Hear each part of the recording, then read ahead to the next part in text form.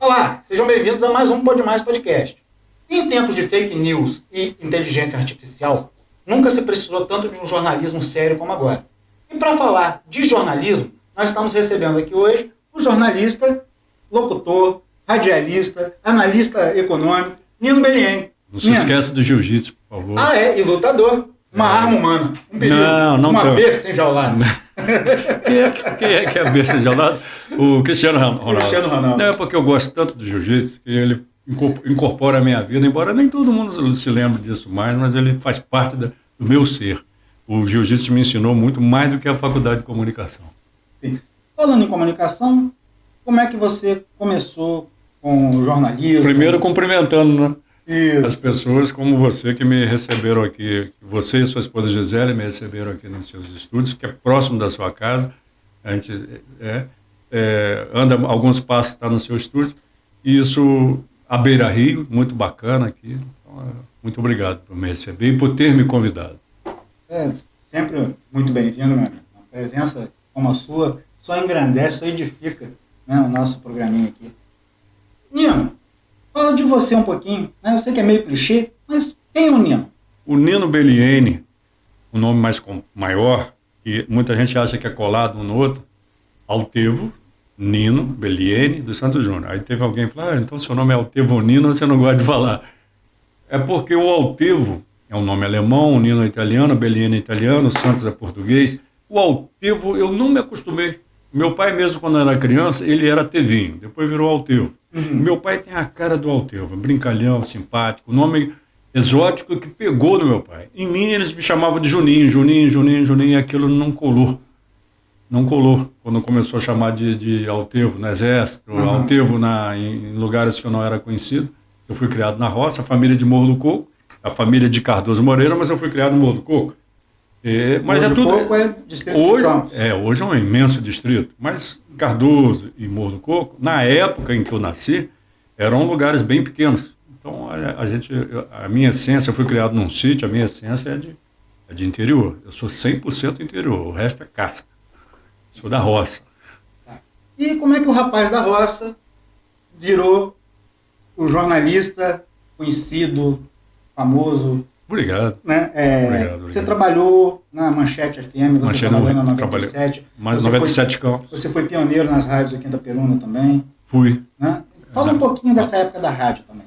Eu comecei, primeiro eu estava em Morro do Coco, morava numa distância assim, visual da BR-101, e em Morro do Coco a gente sempre teve facilidade de ouvir as rádios do Espírito Santo, que é uma escola diferentíssima da escola de rádio de Campos, que eu também ouvia Campos. É um estilo diferente até hoje. É mais para Rio de Janeiro, Espírito Santo, Vitória. Eu ouvia a rádio de Cachoeiro, e um dia a minha irmã falou, estão querendo fazer teste com o locutor. Aí eu prestei atenção, eu me lembro até hoje a voz, Luiz Carlos Dourado, um dos maiores comunicadores lá de Cachoeiro, ele falando assim, venha fazer parte dessa emocionante carreira, venha fazer um teste na Rádio Tribuna. Cara, eu fui. Fiz o teste, não passei no teste. Mas um primo meu, que é Bellieni também, soube daquilo e me levou para fazer um teste da outra rádio. Teste não, me levou para apresentar outra rádio. Lá o cara, em 5 minutos, hoje ele é dono da Rede TV e da Lécio Carone. Quem conhece ele é uma pessoa muito famosa aqui de Itaperuna, faz um programa lá. Recentemente me falou sobre ele, sobre o Dalécio Carone. Está estampado nos outdoors, está nos ônibus aí, rapaz. Lembra o nome dele? Rodrigo Oliver. Rodrigo Oliver trabalha com ele, ou trabalhou com ele. Um abraço para o Rodrigo. Isso, e me falou do Idalécio Carone, que foi o cara que me deu a primeira chance em rádio. Ele ouviu assim, vem cá fazer fala aqui. Aí eu falei, ele estava no fone, vai ficar 1 mês. Se der certo, você fica, se não ficar, eu te pago 1 mês. Eu fiquei lá 10 meses. De lá eu fui para Campos, de Campos eu voltei para a Rádio Tribuna, que era a rádio que tinha me negado. Porque fica aquela coisa, né? É tipo você olhar para a garota, tá afim dela, ela te nega um dia, enquanto não conseguir. E eu acabei indo para a Rádio Tribuna, fiquei lá na Rádio Tribuna, de lá vim para Campos, resumindo rapidamente, para Campos, para 97, fui o primeiro locutor. Da 97 eu fui para Foz do Iguaçu, fui ser gerente de rádio, eu tinha uma irmã que morava lá, né, para facilitar isso, mas eu venci pelo meu próprio mérito lá em Foz. De Foz do Iguaçu, eu vim para o Rio, que o Adilson me chamou para trabalhar na Manchete, e o sonho de todo mundo na época era trabalhar no Rio. Você trabalhou com o Adilson Ribeiro junto? Trabalhei. Na Manchete. Na Manchete. Só que ele era um extremo sucesso, ele fez um sucesso enorme. E eu peguei carona nesse sucesso dele, mas também graças aos meus méritos. Porém, se ele não tivesse me apresentado, não teria entrado lá não, cara. Era muito difícil. Passei no teste, que é sempre teste de rádio, é você falar alguma coisa, improvisar ou gravar alguma coisa. Eu improvisei, gravei o texto, tinha um monte de gente ouvindo, eu passei naquilo. E fui ficando, sempre um mês, primeiros dias. E graças a Deus eu fiquei lá o tempo suficiente para também fazer sucesso. Saí no Faustão, Revista Amiga, Revista Manchete, Revista Carinho, várias reportagens, mas não fiz o mesmo sucesso que a Adilson, não. A Adilson gravou disco. A Adilson comprou um rádio com direito autoral do funk, Beludo Coelhinho, ele e Carlos Alberto. Ele fez shows em tudo quanto é comunidade do Rio, na época falava favela. Eu estive em várias deles. Parceria com o DJ lá também? Malboro, eles eram muito amigos. O sucesso do Malboro, em muita parte, deve ser o Adilson. E eu me lembro de ir em comunidade que eu olhava em volta assim, só nego trepado de fuzil, de tudo quanto é armamento. E aquilo não me dava medo. Eu passei pelo exército, conheci armamento, todas as coisas. Nunca tive medo de nada, graças a Deus. Nunca abusei. Medo é uma coisa que eu guardo para sentir na hora, se tiver de sentir. Mas nunca fico antecipando, porque se eu antecipar, ele vem. Tudo que você pensa, vem. Eu acredito no medo. Sim, eu valorizo o meu medo. Ele é importante, você não vai atravessar a rua. Eu tenho uma intuição muito forte. Sim. Se alguém vem aqui e fala... Alguém que você quer dizer um espírito. Não que é furada. Mas eu não fico com medo antecipado. Eu tenho medo. Se eu não tivesse medo, eu já teria sido atropelado, já teria morrido de tiro, qualquer outra coisa. Eu não fico criando medo, não fico antecipando. Não fico o tempo inteiro com medo. Porque se eu ficar, aí eu não tenho mais coragem. Aí eu vivo com medo. Fico prisioneiro do meu próprio medo. Claro que a gente tem que ter medo, receio, respeito. Agora, o fundamental para mim, mais importante do que ter medo ou coragem, é respeito. Respeito. Eu tendo respeito, cara, dificilmente algo ruim vai acontecer. Eu respeito você, quero saber se você luta, se não luta, se anda armado ou não. Tem que respeitar o ser humano. Respeitando, mas tem gente que mesmo sendo respeitada não respeita. Exatamente. Mas essa gente a gente deixa para lá. Aí já cabe mais a aí ele já do que a nós. Exatamente. Depende, o meu respeito, eu dependo dele. Nino, você falou das rádios, né? Mas você também trabalhou em televisão. Trabalhei, fiz. Itaperuna, na época da antiga. Em Campos. Da finada TV Itaperuna. Eu não cheguei a trabalhar na Rádio Itaperuna, não. Eu trabalhei na TVI. Que foi uma reedição, uma cara nova. Ficamos lá 1 ano e pouco. Trabalhei na TV Planície em Campos como substituto da Liliane Ventura. Sim, lembra dela? Lembro. Espetáculo de pessoa e de beleza também. E depois eu vim trabalhar aqui, a convite do Tufi. Foi indicado pelo Ângelo Lorenzin, que falou, Tufi, lembra do Nino? Um abraço para o Tufi também. Eu tinha ido embora para Itaperuna, porque eu me casei com uma menina que se formou na Unig em farmácia. E ela foi para Campos e eu acabei ficando com ela lá em Campos 10 anos. Quando o casamento começou a acabar, eu voltei para a terra-mãe, a terra da minha avó, terra de muitos parentes, terra que me acolheu. Então, Itaperuna representa a minha mãe, que um dia me disse, meu filho, Deus abençoou você com Itaperuna, que eu nunca parei em lugar mais do que 1 ano e meio. Eu voltei para Cachoeiro, mas não 3 anos, 1 ano e meio cada vez. Foz do Iguaçu, 2 anos, Rio de Janeiro, 1 ano e pouco. Aqui eu fiquei de cara 10 anos. E nessas idas e vindas? O melhor lugar que eu já conheci na minha vida. Quanto tempo de Itaperuna? Nessas idas e vindas, estou desde 95, menos 5 anos de casado fora, mais 10 anos, 10 anos casado, 5 anos fora, depois eu comecei vindo trabalhar na Uniredentor e na TV, voltava no final de semana para Campos. Já está chegando para 30 anos. É o lugar que eu mais gosto na vida, não tem Morro do Coco, não tem Cardoso, que são 2 lugares que eu amo muito, mas Itaperuna, cara, é inexplicável que esse lugar. Isso aqui parece ter um sapo enterrado. Minha mãe, minha avó. Minha mãe deve ter sido... Eu também já viajei muito, mudei muito de cidade, eu morei em Rio das Ostras, eu morei em Macaé, Conceição de Macabu, Campos, mas a gente sempre acaba voltando para cá, não tem jeito. Tem um troço que puxa a gente. A minha mãe deve ter sido produzida aqui, porque minha avó nasceu aqui. Minha avó Maria Júlia Bass. Então, pouco tempo que eu fui entender tudo isso. Nada é por acaso, eu não acredito em coincidência. Então, Itaperuna, tenho muita gratidão. Antes eu era um nômade. Aqui Aqui eu quero ficar. Criou raízes. Criei raízes, respeito a todas as pessoas. Já tem o título de cidadão? Tenho, desde 98. Bolivar. A gente não esquece quem passa o título de cidadão. Com certeza. Né? E ganhei o título de jornalismo do Dilson, aquela comenda Ferraz. Do jornalismo. Né? Eu ganhei do Moreira. Pô, gosto muito do Moreira. Moreira é um irmão que eu tenho. Eu entrevistei ele recentemente aí. Sim, eu vi. Eu vi a entrevista. Nino, só que a gente está falando de rádio, a gente está falando de TV, a gente está falando de uma época pré-histórica, pré-internet. Né? Tudo isso que a gente está falando aconteceu muito antes desse boom digital que está acontecendo aí agora. E de lá para cá, muita coisa mudou. Né? A forma de se comunicar, os veículos de comunicação estão mudando, alguns estão se extinguindo, outros estão tendo que se remodelar. Fala para a gente um pouquinho como é que você está enxergando essa mudança do analógico para o digital. A única coisa que não... Heráclito, um grego, sabe, muito disse que a única coisa permanente é a mudança. O tempo inteiro está tudo mudando. E eu antecipei muitas dessas mudanças. Eu tive o prazer de ser o primeiro. Eu falei com você no pré-papo. Eu não quero ficar falando que eu fui o primeiro, mas eu fui o primeiro em muitas coisas. E quando a gente começa a dizer que foi o primeiro, é sinal de quem está ficando bem velho. Não é nem velho, não, é velho mesmo. E eu me lembro que a convite do Itaperuna Online, eu tive a primeira coluna online da cidade. Uhum. Eu me lembro de um patrocinador que é meu amigo até hoje. Ele falou: rapaz, isso não vai dar certo, não. Ele acreditou mesmo assim, acreditou mais em mim do que no projeto. Como anunciou comigo antes, já foi muito legal. Até há pouco tempo eu encontrava lá. E eu, em vez de ter salvado, apagaram. Rapaz, que pena. Cada foto. Tem foto sua, tem foto feita por você, que você foi um grande fotógrafo. É. E a gente até tinha disputa, né? Eu, você, o Cacau. E tinha outra pessoa que fotografava também. Teve um outro rapaz que chegou depois, um blog. Mas teve uma pessoa que foi a primeira a fazer foto de festa na cidade. Lembra-se dela?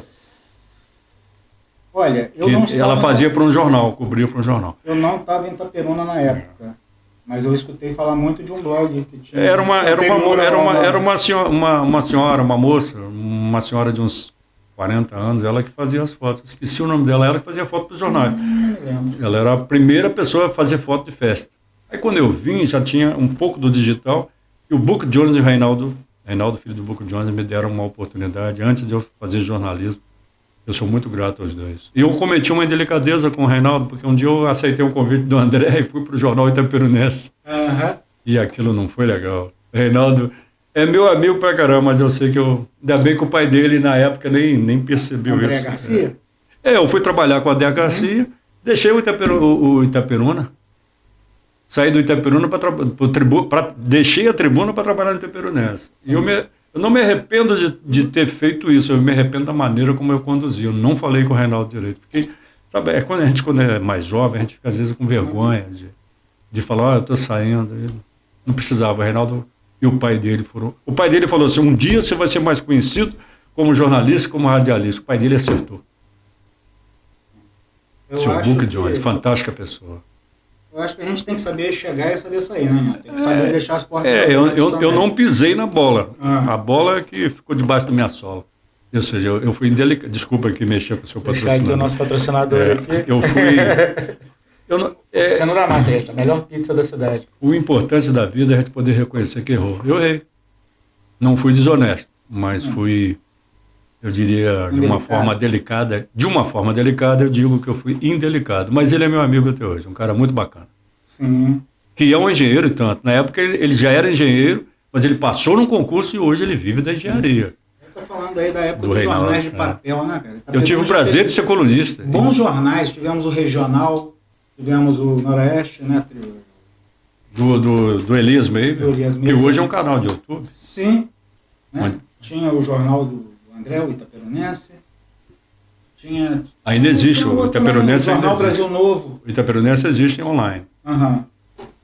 Do André. Você chegou a trabalhar em algum, fora do André e esse, você chegou a trabalhar em mais algum? Folha da Manhã em Campos, eu estou até hoje.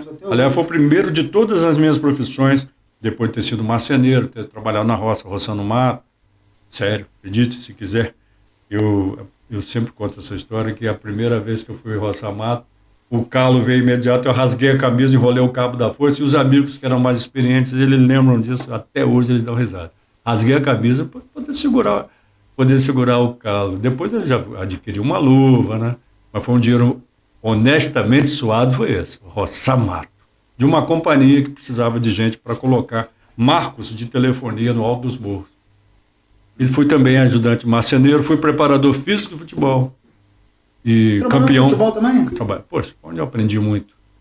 Aprendi muita coisa, a convivência humana, a conhecer esporte foi ali. Eu era técnico de futebol, curso técnico de educação física. Antes de formar, eu fui trabalhar em futebol. Bacana. E fui campeão, campista pela Taça Cidade de Campos, pelo Cardoso Moreira. Trabalhei com a Peribense e trabalhei com o Americano Futebol Clube, que foi o grande, dos três foi o maior. Depois veio o rádio. Eu acabei ficando no rádio. Certo. Então você trabalhou até os 22 anos com esporte. Esporte. Passou pra Era um dinheiro honesto, meio salário em cada time. Oh. Os dois times no mesmo campeonato. No dia que jogaram um contra o outro, eu não fui. Meu pai foi, meu pai me liga e diz, meu filho, adivinha o resultado. Empate, cara, 1-1. Ele falou, e os dois times correram muito, você foi lembrar. Aquele foi, para mim, o resultado mais fantástico da minha vida. A Peribense, Cardoso Moreira, acho que era o campeonato, na época, noroeste. Cardoso sempre foi do norte, não era cidade ainda. Copinha Noroeste. Não, era futebol para valer. Tinha aí jogadores de clubes grandes. Renato Jacinto, Tatal. Ixi, um monte de gente. Nino, O Wallace Galé, lá da Peribense. Só um minutinho, porque a gente precisa de falar dos nossos patrocinadores. Né? Sim. Pessoal, né, se não fosse nossos patrocinadores, a gente não teria a condição de estar aqui hoje. Então a gente agradece muito. Matheus, Oficina da Massa, melhor pizza da cidade. Só pedir, entrega, quentinha, deliciosa. Drogaria Saúde Farma, a entrega mais rápida da cidade também, lá na SEAB. Né? Autoescola Opção, né? Para você que está querendo tirar sua carteira de motorista, a melhor opção, Autoescola Opção. E Escritório de Advocacia José Azevedo, que é nossa jurídica. Sua consultora jurídica. Nossa consultora jurídica. José, obrigado por tudo. Onde que a gente parou? Paramos aqui. Paramos por aqui, né? Paramos por aqui, estamos aqui o tempo que o senhor quiser. Nino, você sempre foi muito ligado, eu sei que você tem uma admiração muito grande pelo setor de segurança pública. Muita coisa. Você é especializado em segurança pública. Sou estudioso. Para ser especialista, eu teria que fazer aí não pós-graduação ainda não é tudo. Eu teria que fazer um mestrado. Nossa amiga Lili fez, não foi? A Lili, você está falando de outro patamar, né? Ser humano e um profissional completo. Maravilhosa. Gosto muito dela. Abraço para Lili também.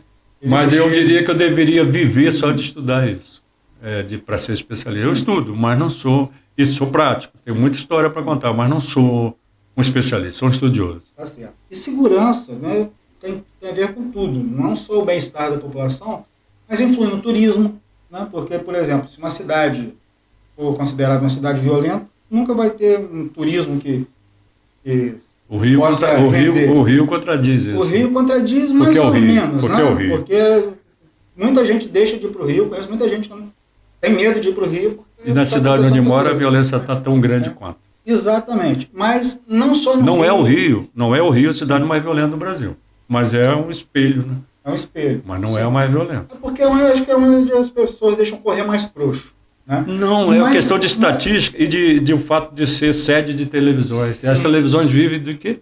A imprensa vive do quê? Exatamente. De notícia ruim? Né? Vive de notícia ruim. A desgraça ali é a felicidade. Mas o que eu estou falando? Por exemplo, no Rio de Janeiro. Rio de Janeiro, a violência tem um perfil. O perfil do tráfico, é o perfil das facções, é o perfil do tiroteio, do bang-bang. Já em São Paulo, o perfil da violência está virando outro. Quem está cometendo a violência em São Paulo é a própria polícia. Infelizmente. O que a gente tem visto aí são cenas absurdas. O cara foi jogado da ponte esses dias. Né? A Polícia Rodoviária Federal no Rio de Janeiro ontem atirou num carro de família que tem uma menina praticamente morta. Então a gente está vendo esse tipo de notícia de abusos da polícia. Né? Eu queria que você, como entendedor do assunto, estudioso do assunto, como é que você está enxergando isso? O que está acontecendo com a polícia? É o advento disso. Você acha que são as câmeras. Você acha que é falta de preparo ou elas são exatamente preparadas para isso? Nós vivemos a era do Big Brother, né? 1984 é o nome de um livro do George Orwell, em que ele fazia essas previsões. Somos todos muito vigiados. Essas coisas sempre aconteceram, só que agora aparece mais.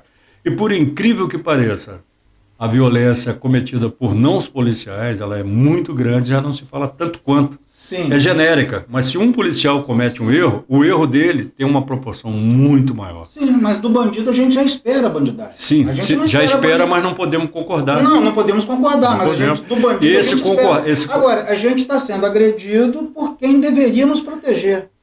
Esse concordar, esse esperar que o bandido é normal, o bandido não é normal. Não é. A partir do momento que uma violência cessa, a outra também tem que cessar. E o policial, numa das profissões mais estressantes que possam existir, faz com que ele tome atitudes, às vezes, que você talvez não tomasse, mas se você tivesse no lugar dele, talvez você tomasse.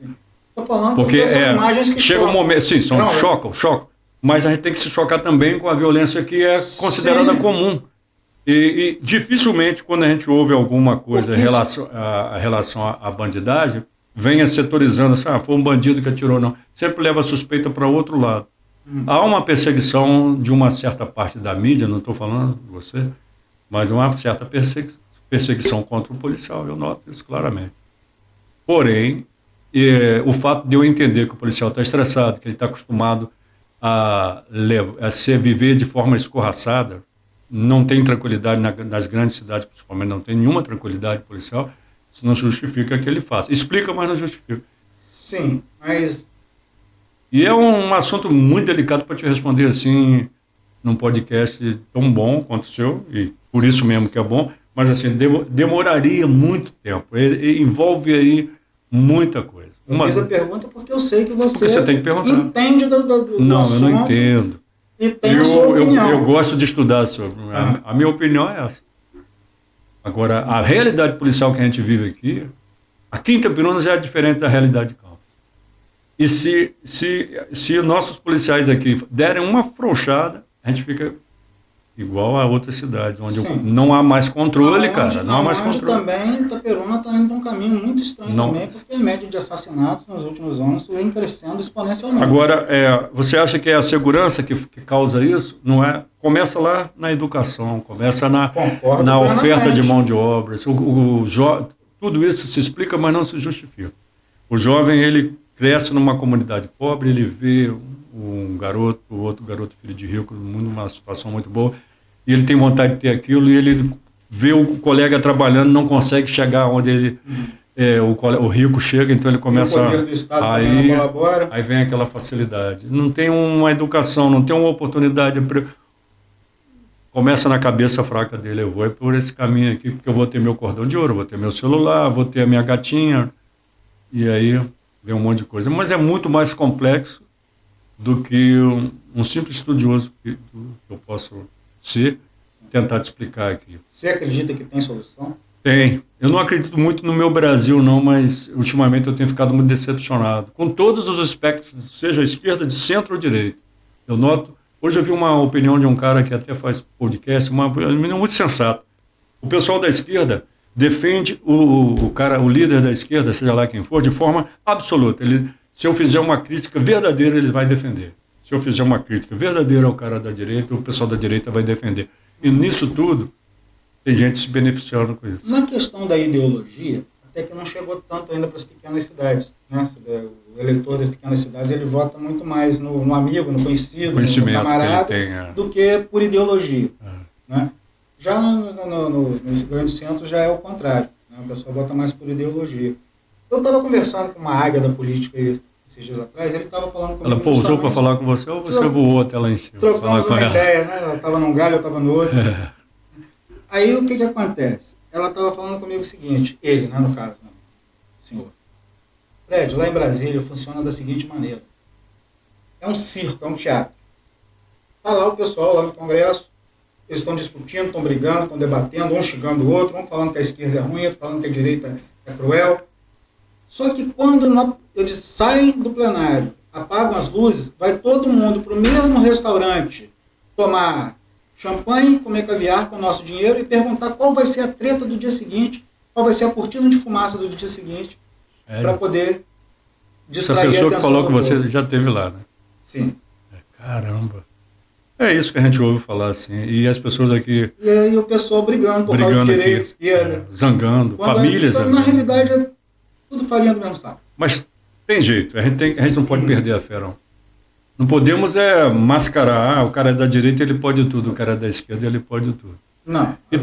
As extremas não convencem. Os extremos não se tocam. Não se tocam. Mas eu também não confio muito em pessoas que sabem tudo, assim, eu sou fera, é assim, assado, e conta aquilo e quer convencer você. Não, os coaches da vida que tem por aí? Não, o coach ele é relacionado àquela área dele, eu estou falando na política mesmo. Não, muitos mestres da política. Agora que você aventurou na política que Marçal é o cara, né? Marçal se deu mal.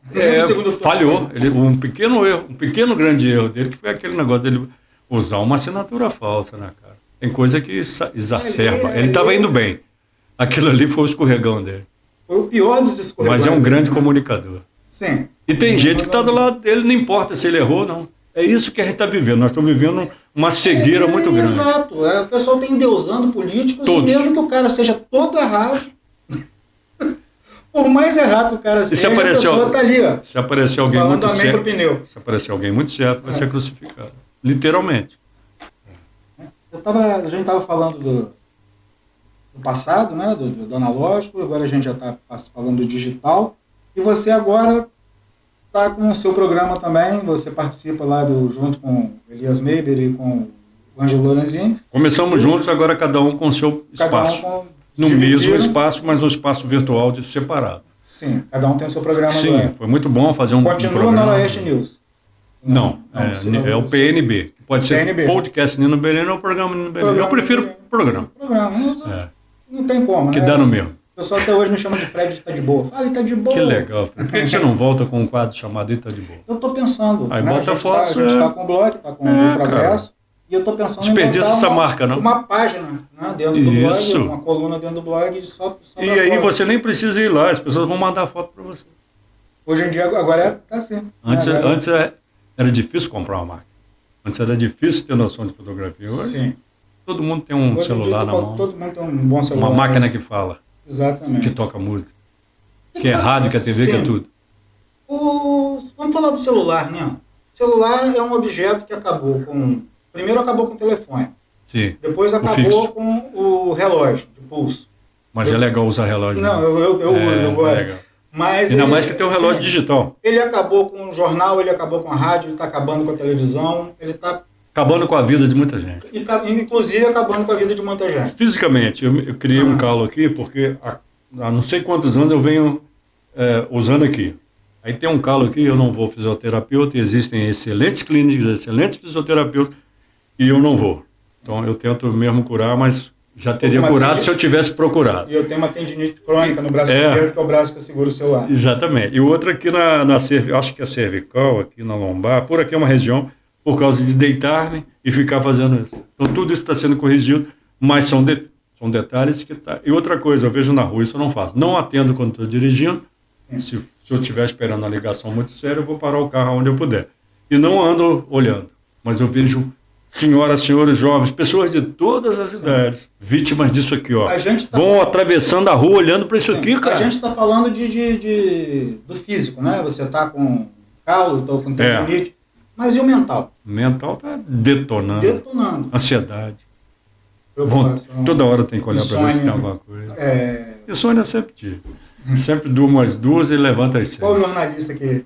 Não é isso não, cara. É vontade de aprender, vontade de ver. Netflix, eu aprendo inglês desde os 11 anos de idade, sem nunca ter entrado num curso. Fiquei só 5 dias no curso, não tenho paciência para um curso de inglês. Aí fui aprendendo, aí no filme. Fui nos filmes, aprendo, ouvindo música, traduzindo, olhando, tudo isso aí. Isso toma tempo pra gente. Nino, vamos falar de Itaperuna um pouquinho. Já falamos, né? Mas vamos falar da política. A gente está falando de política, falamos de Itaperuna, agora vamos falar da política de Itaperuna. Sim. Né? Que não é diferente do resto do país, mas é que atinge a gente. Sim, mas é que a gente está envolvido aqui. Essa é carne e osso. Exatamente. Né? Carne e osso, alma gêmea. O rádio, a metade da laranja. Mas o rádio não sai da pessoa. Tem dias que as pessoas falam frases e imediatamente vem uma música, cara. Chega a ser insuportável na minha cabeça. Eu e a Gisele, a gente nossas referências, 90% eu e a Gisele são... no mato. Lembra dessa música? Gisele Mabel. Beatles, então, Michel Mabel. política desse ano em Itaperuna foi atípica, né? Foi diferente de todos os outros anos. Muita coisa Não aconteceu. acho, não. Você acha que Acho não? O que muda é a facilidade da gente receber as informações, mas a política aqui sempre foi assim, desse jeito. De Não, eu tô falando altos e que baixos, de traições e distrações. Sim, mas traições e distrações já existe desde Júlio César. Desde, né, Júlio Até César, tu, Brutus. Até tu, Brutus. Né? Mas eu estou falando da tecnologia mesmo, né? Onde a disseminação de notícias, de informações, até de fake news, é muito rápida, muito grande. Sim, mas até que ponto você acha que a comunicação influenciou na eleição? Não falo. O fake news, eu não estou me recordando de alguma coisa que tenha feito a vitória de alguém ou a derrota de alguém, não, em fake news. Foi um festival, mas as pessoas estão ficando mais malandras em relação a isso. O que perdeu foi porque perdeu, mas não foi exatamente porque eu fiz um fake news do Fred dizendo que o Fred está usando peruca.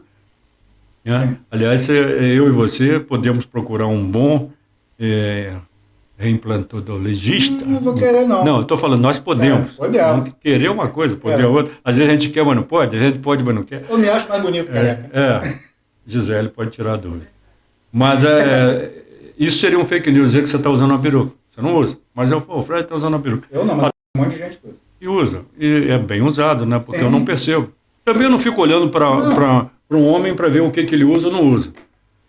Se bem que hoje em dia não tem mais peruca, né? Agora mais o pessoal está indo para o implante. O que eu presto atenção mesmo nas pessoas, né? Aproveitando mais, o que eu presto atenção mesmo nas pessoas é o tom de voz, é a linguagem corporal, é o jeito como ela me trata, como trata os outros. Agora, se ela está com perfume, sem perfume, se tomou banho, se não tomou banho, se a roupa está velha, isso aí não...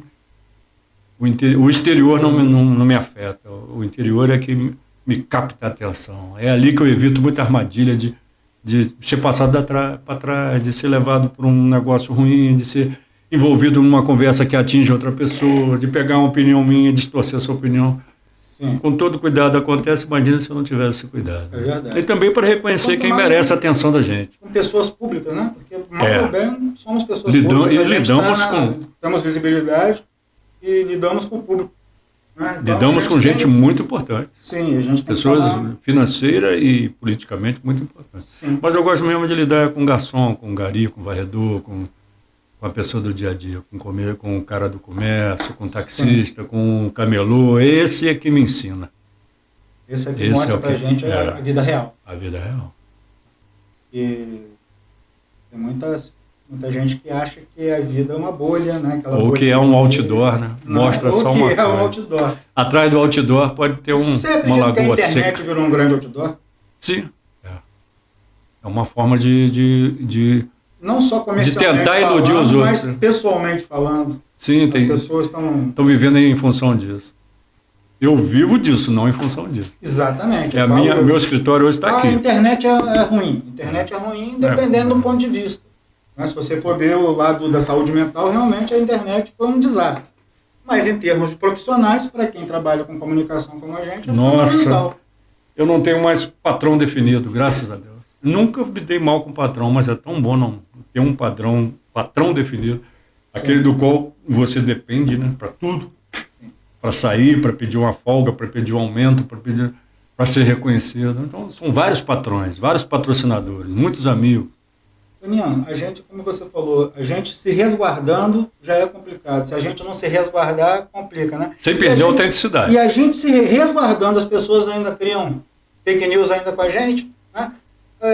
Recentemente, você junto comigo, com outros jornalistas... não vou citar os outros. Né? Fomos citados no blog daqui da região, daqui de Itaperuna. Que hoje vai ser a situação, né? Legal isso. A pedra virou vidraça. Vamos ver se eles vão manter o padrão de críticas que eles mantinham antes. Duvido. Vou esperar para ver. Não, o rapaz já está tendo governo. Mas isso não tem problema. Autocrítica faz será parte. que ele vai bater no governo que acolheu ele? Não sei, eu nunca fui profeta. Se eu tivesse sido profeta, teria ganhado a Mega Sena. Já ganhei algumas vezes, mas não quantia suficiente para dizer que eu sou profeta. Mas como é que você se sentiu? Né? Pô, você é um cara que trabalha muito. Graças a Deus. Isso, né? quando a pessoa vira e fala que você é um blogueiro chapa branca. Você é um cara que é pago para não falar mal da prefeitura. A insinuação do fantasma. Primeiro que eu não falo mal de ninguém. Né? Meu estilo de escrita sempre foi neutro. Contar. A prefeitura fez isso, eu vou lá contra. A prefeitura não fez, eu vou lá contra. Criticar não é... Não, eu não sou analista. E para ser analista tem que entender muito, como eu disse alguns nomes aqui. Então eu não me afetou nisso. A ideia que tentou passar que eu era um fantasma também foi por terra, porque as pessoas sabem que eu, de casa hoje ou da rua a gente trabalha. Eu ia lá uma vez por semana e pegava o material e passava aquele material, reescrevia aquele material. Então, naquele momento, eu era funcionário da Secretaria de Educação durante quase um ano.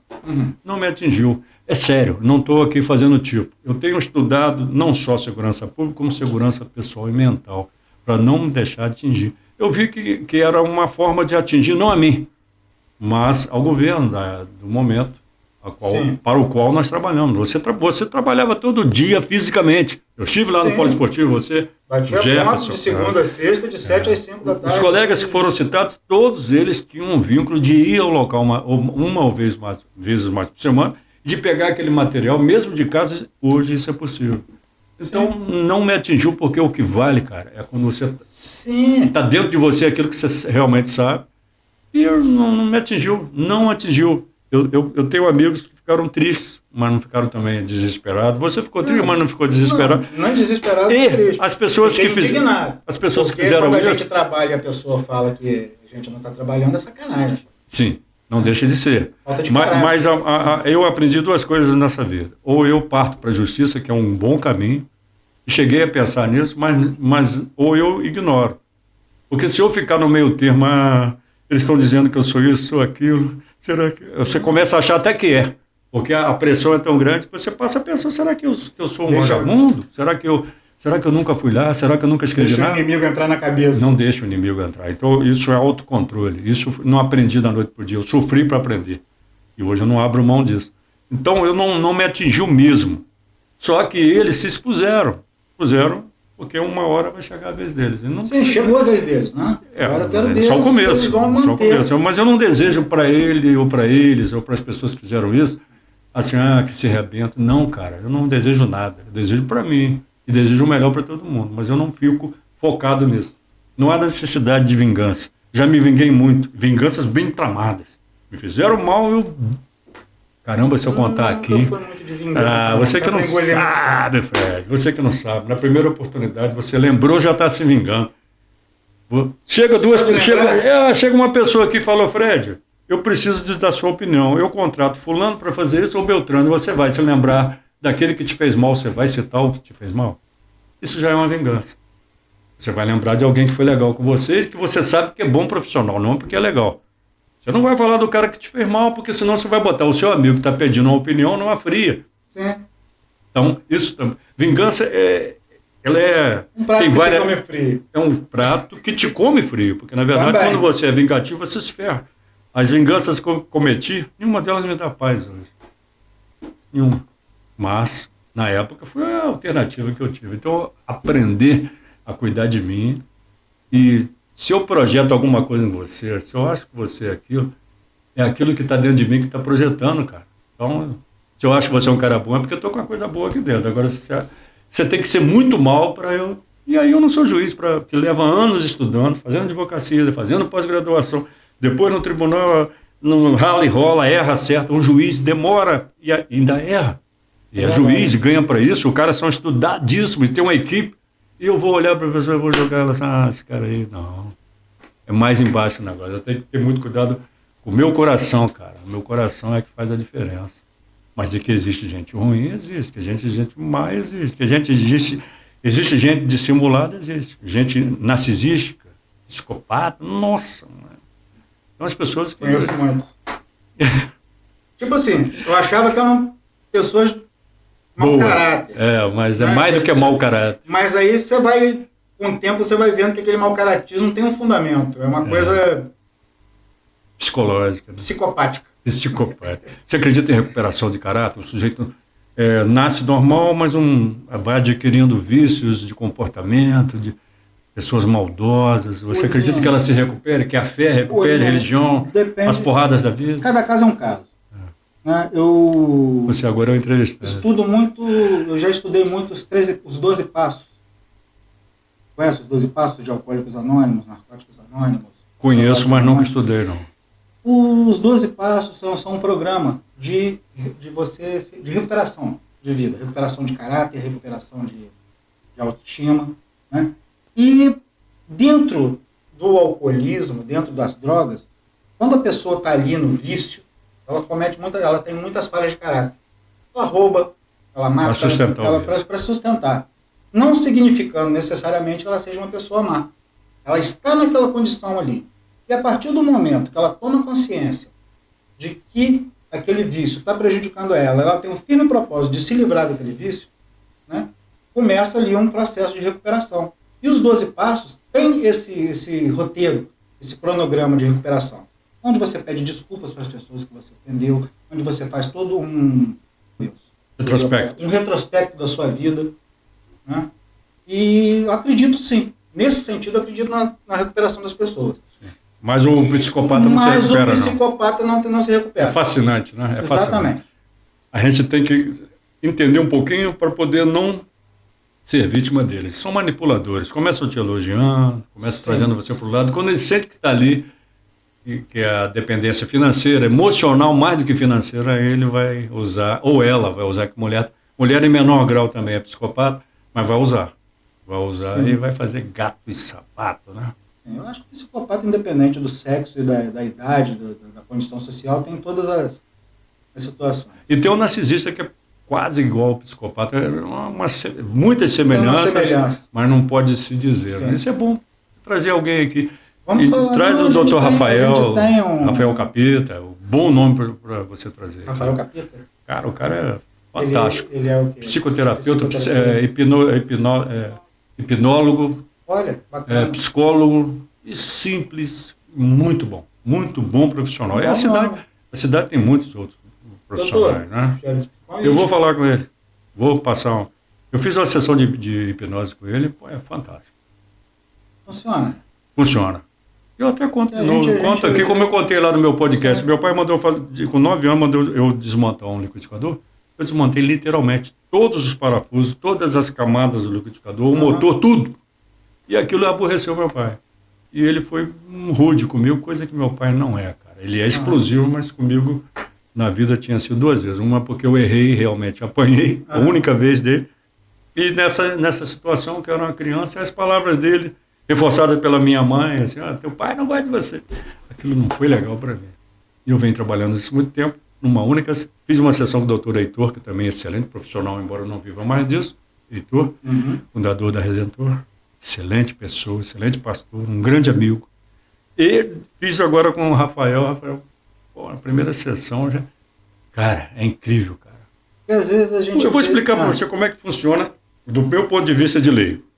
O que acontece quando alguém começa a falar coisas desagradáveis para você? Não influencia. Por mais que você esteja bem, quando você está distraído, não influencia. Tira a gente do foco, né? Abre o seu olho, esse carro seu aí não está legal. Você sabe que seu carro está legal, mas cuidado com a sua namorada. Na época que é namorada, isso é mais fácil ainda. Mas tem gente que faz isso no casamento. Cuidado com a sua namorada, ela está falando o que é que fulano. Vai plantando dúvida. Isso é uma hipnose. Por que quando alguém fala uma coisa positiva não vai funcionar?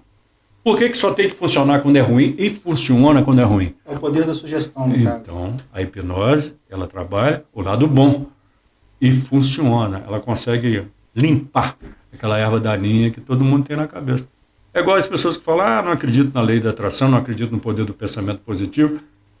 Mas não acreditar não quer dizer que não funcione. Porque se você acredita numa coisa ruim, ela também acontece.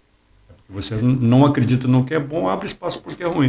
Tudo depende da nossa crença, do que limita a gente, do que a gente vai fazer ou deixar de fazer. Se eu botar na minha cabeça alguém e falar assim, cuidado que o Fred não gosta de você. O certo seria procurar saber, né? Deixa pra lá. Aí, daí a pouco, numa conversa, eu vou falar mal do Fred, sem nunca ter conversado com o Fred, porque alguém falou. Exato. Essas coisas negativas, todo mundo é preso a isso, não pode ser. Vamos pensar no que é bom. Vamos pensar, eu faço 10 elogios a você, no meio dos 10 elogios eu falo, mas... A pessoa esquece os 10 elogios para prestar atenção naquele mas. Cara, tá tudo aqui e aqui. Não abra espaço. Eu já fui vítima de manipulação. Todos nós, né? De uma maneira ou de outra. É isso que eu te falei, que eu me vinguei de uma forma que a pessoa até hoje não sabe, mas desconfia. As pessoas que fizeram comigo, eu me vinguei, mas me vinguei mesmo, sem nunca precisar matar. Mas existem formas de matar a pessoa sem fazer nada. Matar em vida. Exatamente. Eu me orgulho disso. Hoje, o mais importante não é eu me vingar, é eu manter íntegra a minha mentalidade. E isso aí entra muita fé em Deus, muita capacidade de perdoar a mim mesmo. E lembrar que Jesus disse tanta coisa boa, para quê? Para eu jogar fora? Não. Eu tenho que ser cativo da palavra de Jesus. Certo. Falando em Jesus, foi aniversário dele, antes de ontem, né? E eu queria que você deixasse. Né? Todo dia a dia, né? Nosso tempo está... Está se esgotando? Quando a conversa é boa, passa rápido. Nosso tempo está se esgotando, mas eu queria que você aproveitasse o Natal, né, esse final de ano, e deixasse uma palavrinha para a população. Eu vou a palavra para Itaperuna, muito obrigado. Quando eu estive doente em 2000, eu tive um câncer. Muitos falaram que eu ia morrer, mas muito mais oraram, fizeram corrente de oração em todas as religiões. Isso foi muito importante, então eu tenho muita gratidão por Itaperuna. E a outra coisa, eu quero, engraçado, antes de encerrar, falar para você uma perguntinha que eu faço para todo mundo. Você acredita que o tempo passa diferente para as pessoas? Você acredita? Nunca parei para pensar nesse ponto, mas pode ser que sim. Você acha que o tempo na cadeia, no hospital, na festa e no velório são iguais? Não. Não são, mesmo.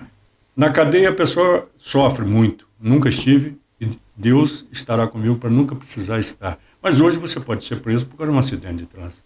Você vai ficar 1 dia, 2, 3, mas fica. Sim. Ou não. Mas a pessoa que é presa, ela ainda tem a noção do tempo que ela vai ficar. No hospital você não tem, cara. Então é um lugar muito triste. O hospital é um lugar muito triste. Você entra lá, não sabe, dependendo da doença, então, não sabe quando é que vai sair. Não é a noção do tempo. Não, o tempo não saber quanto tempo ainda temos. Mas é a noção do tempo. Se você perdeu a noção do tempo, você não tem mais noção do tempo. Numa festa, você já foi a tantas festas. Eu já te vi em tantas festas. Não, você fazendo fotos, eu também cobrindo, apresentando, como mestre. Como passa rápido, né? Uma conversa agradável não passa rápido. Velório. Quanto custa passar um velório de uma família de um amigo? Então o tempo, no final ele é igual, mas ao mesmo tempo ele é muito diferente. Então vamos agradecer a Deus cada minuto de agradabilidade, tornar a vida das pessoas mais agradável, ter cuidado com o que fala, com o que escreve, com o que deseja, porque tudo o que eu desejo vai ficar em mim. Então eu quero me vingar da pessoa, na verdade eu estava me arrebentando. Eu quero desejar mal a alguém, por mais que eu tenha razão, eu tenho que ter muito cuidado com essa razão, porque ela se torna uma arma contra mim. Eu estou olhando para ali porque você pediu para olhar para isso, não para aquilo ali. Eu não sou santo, mas não sou demônio. Tem brigas que não valem a pena ser compradas. Nenhuma delas.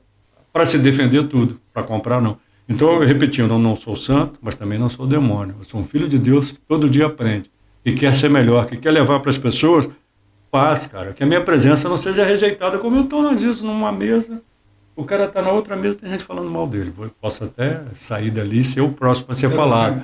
Mas a gente sente quando a gente chega num lugar que as pessoas se retraem, mudam de assunto, ou trancam a cara, onde a gente não é bem-vindo. Isso é que eu não quero para mim. Eu não quero que ninguém sinta isso em relação a mim. Eu quero que as pessoas cheguem e encontrem um sorriso comigo. Eu levanto para cumprimentar, levanto para abraçar, seja qualquer um que chegue, não importa a profissão, a importância dele financeira ou de cargo. Importa que é um ser humano. E quando a gente toca num ser humano, a gente pode estragar o dia dele, estragar a vida dele. Está na tábua da beirada ali, pronto para fazer uma porcaria. E o que a gente fala, vai empurrar. Ou vai reter. Vai fazer ele pensar, poxa, que vida. Eu não vou fazer isso mais que eu ia fazer com a minha mulher, com meu filho, com os estranhos. Nino, para finalizar mesmo, você está com seus projetos hoje, né? Você é mestre de cerimônias, você é jornalista, você escreve para o Dia, você escreve para a Folha.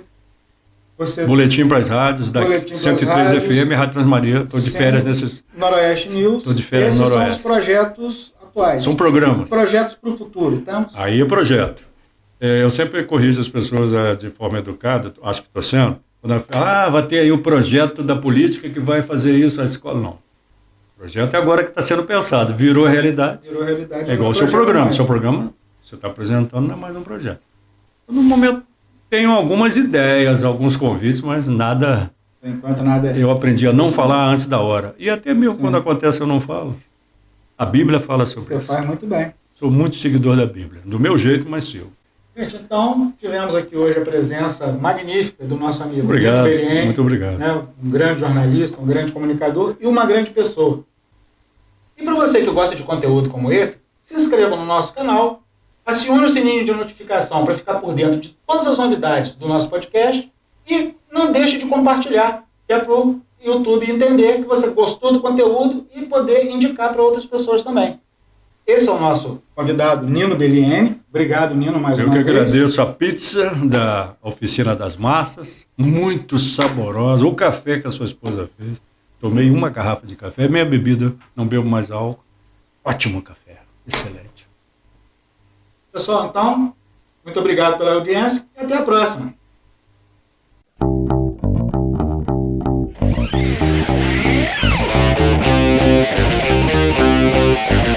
Thank you.